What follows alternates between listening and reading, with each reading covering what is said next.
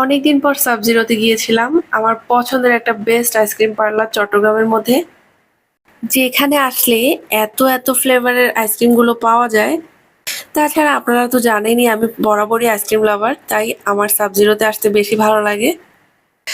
আমি আসলে মূলত সানমারে গিয়েছিলাম একটা কাজে, তো সেখান থেকেই আসা এখানে। তো এসেই আমি হট চকলেট ফাজ অর্ডার করে নিয়েছিলাম, সেটা খুব তাড়াতাড়ি চলে এসেছে।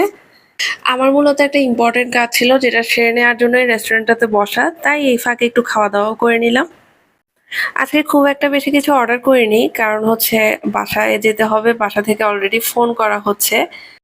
অনেকেই আমার ভিডিওগুলো দেখে প্রশ্ন করেন, আপু আপনি সবসময় খাবারের ভিডিও দিচ্ছেন, আপনি প্রচুর খেতে পারেন বা আমি প্রচুর আইসক্রিম খাই।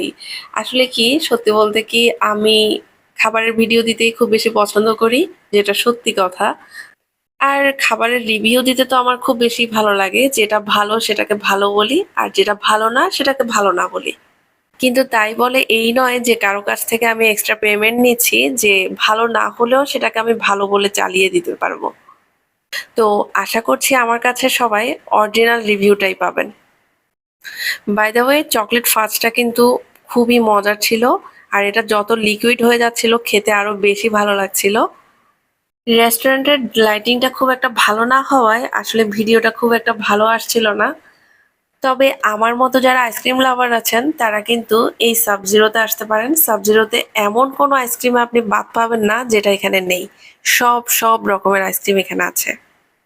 শুধু আইসক্রিম পার্লার বললে ভুল হবে, এইখানে কিন্তু ওয়াফেল থেকে শুরু করে শর্মা, চিকেন চাপ সব রকমের আইটেম পেয়ে যাবেন।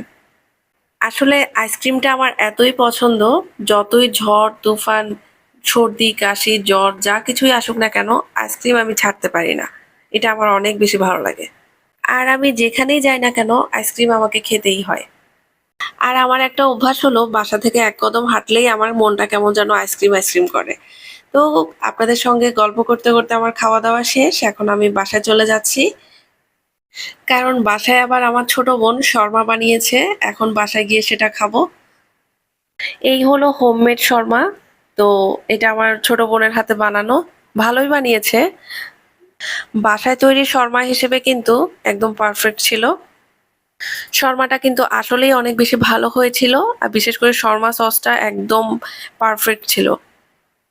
একটা সময় আমি নিজেও বাসায় অনেক কিছু তৈরি করতাম, বাট এখন আর সেই সময়টা পাই না, তাই বানানোও হয় না।